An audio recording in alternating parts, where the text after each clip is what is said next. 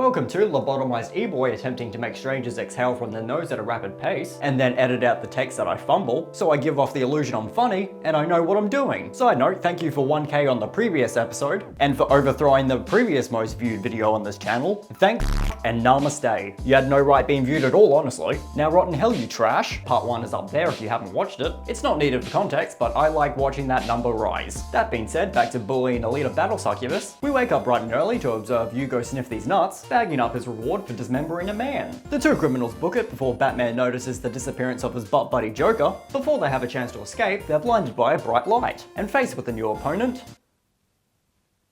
In the script it says, black man. What I meant to write was Mr. Vector! Oh right, horse stick guy. If he mentions the size of his profits, fucking run. He unequips this boy's weapon and gives it to this gentleman in the form of murder. Please help me! Bro, it's been like 15 minutes since you donated your spine to us, and like 10 minutes since I gave you some orange juice and told you to fuck off. This isn't a charity. The Dark Knight asks him some questions, resulting in sexual moans. You didn't have to kill him! He clearly likes it. If you keep leaving live witnesses, you won't last long.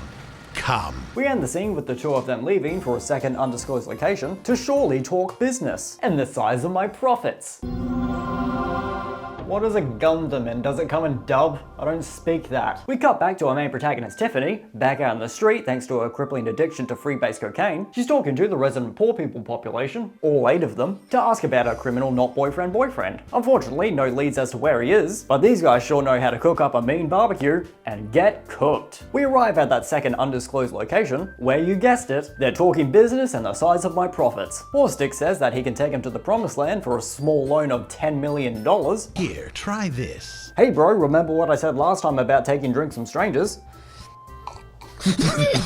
Why do I even try? Nut Sniffer is asked to join Boss Man's black market operation, and no, not because he's black. Nut Sniffer says that he wants to go to the butthole city, so naturally the rebuttal to his argument is, lol, you have no friends, be my bitch, I will make you rich. You know, I'm starting to think that a promise of a better life is a scam. The newly roofied miner is brought to a third location.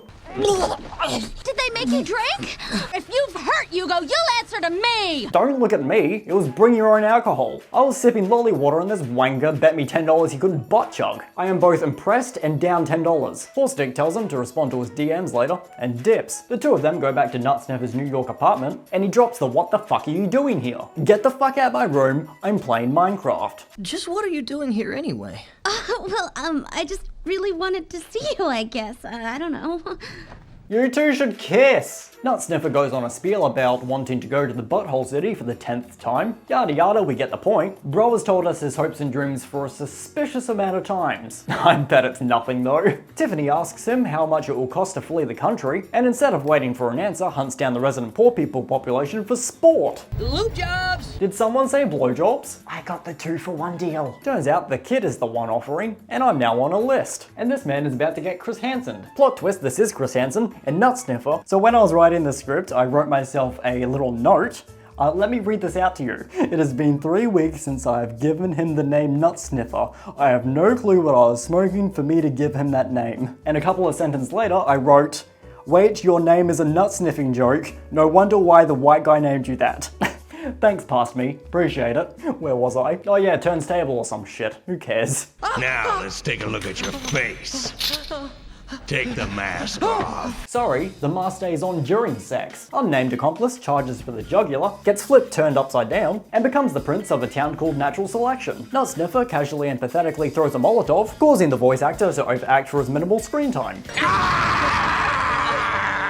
Nut Sniffer runs away like he's me. Fucking coward. Quick thinking, little. Whoa, hey now. Is that a boat helm? Is that real mahogany? That must have cost a pretty penny. Are you looking to sell?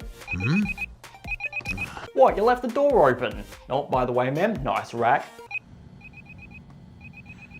What the fuck do you want? Mr. Hand stops his passionate and intimate lovemaking session to answer the phone call from a young boy, resulting in a cockblock. Nut Sniffer whines about his friend being split like a restaurant check. He killed Tanji! And he knows my name! Say my name. It's over and nothing you can do now will make any difference. I want you to bring all the money you've saved to my office. You mean you'll send me to Zalem? Zalem? Nah man, I'm just strapped for cash. I was hoping you would spot me. I need like 50k for like the other half of the boat. During that conversation, Robo-Roids loses a cage match, and Horstick tells the woman to fix his limp broken body. No clue if this is relevant. I'll keep you posted. So, when am I going to go to Zalem? Hey, take a look at the number of bounties this kid has collected. I have a sneaking suspicion that you're not going, love. If you'd like, I could take you out on a date instead. Maybe get to know each other, get a few drinks, and maybe you can sit on my face. Nice voice crack, idiot. Horstick tells Dommy Mommy to go kidnap Tiffany so they can force her to exchange blows with middle-aged men, like Fight Club, for the sole purpose of gender diversity. It'll be a smash. We could call her the Battle Angel. Oh my god, he said the line! Tiffany won't be able to refuse unless she wants Hugo's head to go bye-bye. And Dommy Mommy gets a one-way ticket to the Sky Bottle. Source? Trust me bro, my dad works at Nintendo. 14 bodies in 7 days? Hey bro, we don't hoe shame here. Where I come from, that's just called Tuesday. When you became a hunter warrior, you said it wasn't for the money. It's not about the money, money, money. We don't want your money, money, money. We just want to make the world dance. Forget about the price tags. I'm saving so I can go to Zalem with Hugo. Golly, who said that you could go to Zalem? Who said you could pair that hat with that coat? That is a fashion war crime. The two of them start talking about Tiffany's love life with Nut Sniffer, and oh no, he's a wanted criminal. A bad boy with a shady past. The dream love story. My loins have never been wetter. Tiffany is on a manhunt to find her bad boy boyfriend. Big surprise, the wanted criminal isn't at his house. But you know who is? The Dommy Mommy who wants to kidnap her. I hope she doesn't follow. She follows her. Cut to Nut Sniffer counting his pennies like he's me, seeing if he can afford another PVC mold of a woman. Unrelated, someone please DM me to let me know what a naked breast feels like. Spoilers, neither of us has enough. He hides his money underneath the out-of-place stone tile. After hearing a noise, he grabs a grenade and goes to investigate. Ah! A woman. Did you really do this? I am scared of women.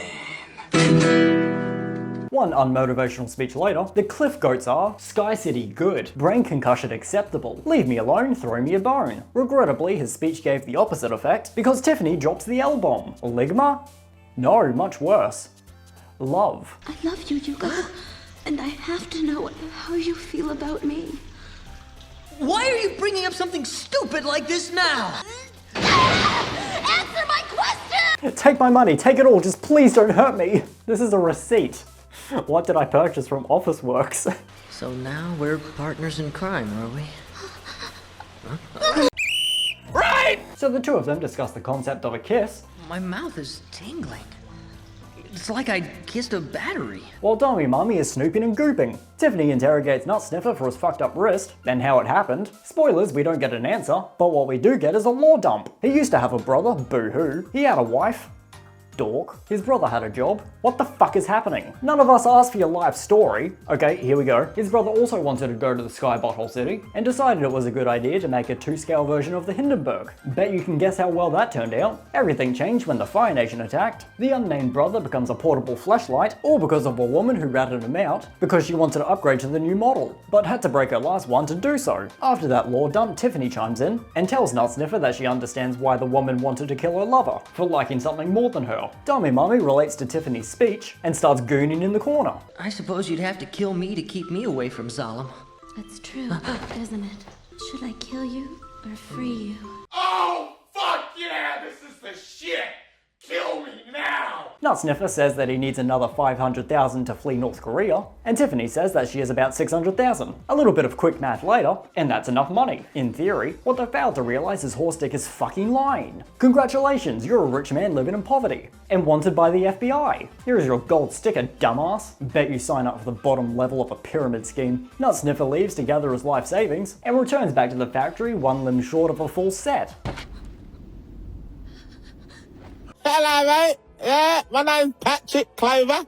You call me Patrick? Yeah, don't call me Pat. You don't know me like that. Tiffany charges at full force towards Patrick, the samurai warrior, and gets knife crimed into a backflip. Samurai Pat monologues about how much of a salty bitch he is that she steals his kills. His sword gets a little erection. They start fighting and Dommy Mommy watches from above like a cuck. Some flashy swordplay and a circumcision later. Tiffany rolls on the floor like a fish out of water and catches the sword between her hands like she's Jackie Chan. She uses her lightning cutter jutsu that she stole from fuckable Ninja Man. The forecasted plot convenience weather kicks in and fries Patrick the samurai warrior like a piece of KFC chicken. Until we meet again! Yugo Sniff These Nuts lays on the floor limper than an old man's cock and balls when browsing her Beagle. My Yugo is dying! This is for my personal collection. Pretend I'm not here.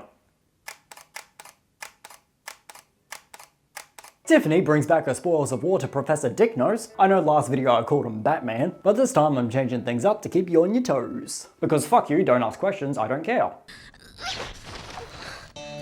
Oh, a head and a lifeless body. You shouldn't have. No, really, you shouldn't have. The cops are currently searching the house. So no head. Wait, also, bro's head was attached last time I saw him. You split him in two because fuck it? Two is better than one? Who hurt you? Why would you think this was a good idea? Professor Dicknose Freaky Fridays Yugo's body with C-3PO and calls it a successful day at the office. If you hadn't bypassed your own life support system, feeding your blood into his arteries, his brain would have died of oxygen starvation. But I'm pretty sure you didn't need to cut off his dick too. That was unnecessary. But I wasn't the one who did the bypass. It was Shirin. Shirin? You should call her. If you don't, I will. What? Yugo's dead? Yeah man, that will happen when you don't help out a kid that's been actively hunted. I'm leaving. Hey, wait a minute. I think it's time to send you to Zala. Oh, you sound trustworthy. Bet. Yugo Sniff These Nuts wakes up from a circumcision operation and disappears like my girlfriend when I stop taking my schizophrenia medication. Hey bro, you left your purse behind. Tiffany runs off to go find Sunny, the robot from iRobot. I'm old. And Professor Dicknose has an encounter with Horse Dick. Oh no, it's about to get spicy. Why can't I fucking wink? Professor Dicknose gives Horse Dick a facial of coins, like some cheap hooker, and that's when the penetration starts. Professor Dicknose notices that his ex-wife's earring is on the floor, indicating to him that the two of them were boinking. You! What have you done with Shirin? My wife left me! He investigates the pile of communal cum towels and notices that his ex-wife has been dismembered like a Lego figure. Horstick calls for his Roid bot that was conveniently waiting and listening a meter away in the other room, but a backshot makes quick work of him and Mr. Hands. Get it? Because he got killed by a hand? Never mind, you wouldn't get it. Tiffany is running around like a headless chicken chasing after its own tail, trying to find Nut Sniffer. Oh, and there he is. The first place you should have checked. Hey bro, are you aware that the further you go, the more of a 90-degree angle there is that you'll need to be walking up? I don't know if you know this, but 90-degree slopes and feet don't mix well. How about run? It's not a fucking puppy. Hey, have you seen a boy come through here? I'm glad you asked. They call me the Kid Finder. He just climbed out on the tube. This is a restricted area. Please keep out. And you let him pass? Tell me, if your purpose isn't to stop people, why are you here? C-3PO has lost his leg. Again, and continues to climb up the pipe. Two problems with this. 1, 90-degree crawl. 2, the death ring is now unjumpable. Now that's commitment. Bet this can only end well. Who am I kidding? You saw the movie, he fucking dies. Fine. Tiffany shows up for moral support, or some shit, and C-3PO has a meltdown. Until this moment, my life was a cosmic joke. My entire existence pointless and unnecessary. Bro, too real. I know we were all thinking it, but you didn't need to spell it out for us. Don't you know you're my secret dream, Yugo? Gay! Tiffany convinces him to shut the fuck up and be with her forever, so naturally death approaches to claim its next victim. It's Britney, bitch.